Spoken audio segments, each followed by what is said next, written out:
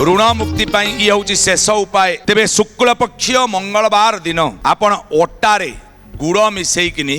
आपण कौन करंतु ना घी तादरे मिसेकिनी मालपुआ बनातु। आपण पचारे मालपुआ आ ऋण भितर संबंध कौन रही ये मालपुआ 11टा करंतु। को आपण पाखरे थिबा हनुमान मंदिर को जाई प्रभु हनुमंत देवता को राशि तेल रे गाधांतु एवं सिंदूर अर्चन करंतु एवं नैवेद्य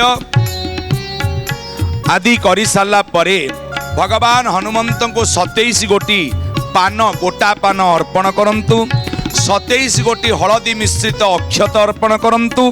27 गोटी दुब आउ 27 गोटी अश्वस्थ पत्र अर्पण करंतु